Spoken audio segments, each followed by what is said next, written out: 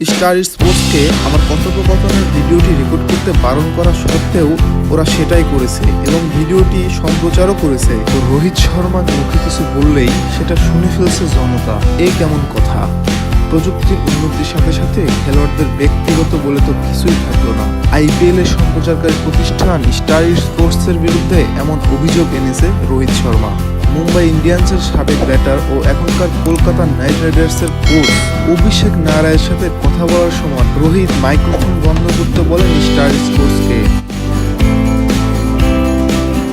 কিন্তু তারা মাইক্রোফোন বন্ধ করে নাই। সেই যন্ত্র যে তাকে বিপদে ফেলবে সেটা ছিল অজানা। তাদের মাইক্রোফোন বন্ধ তো হয়নি, রেকর্ডেড সেই ভিডিও প্রচারও করেছে স্টার স্পোর্টস। অতিষ্ঠ হয়ে মুম্বাই ইন্ডিয়ান্সের এই কাপ্তান সামাজিক যোগাযোগ মাধ্যম এক্সে পোস্ট করেছেন এই বিষয়টি নিয়ে এবং অভিযোগ করেছেন ক্রিকেটারদের জীবনটা এখন অনধিকার প্রবেশের জায়গা হয়ে গিয়েছে। প্রতিটা ব্যক্তিগত ধাপ রেকর্ড করা হচ্ছে ক্যামেরায়।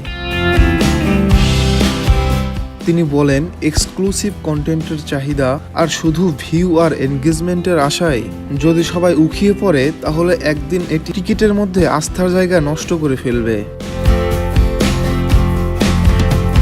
তিনি বলেন, স্টার স্পোর্টসকে আমার কথোপকথনের ভিডিওটি রেকর্ড করতে বারণ করা সত্ত্বেও ওরা সেটাই করেছে এবং ভিডিওটি সম্প্রচারও করেছে, যাতে আমার ব্যক্তিগত গোপনীয়তা লঙ্ঘন করা হয়েছে।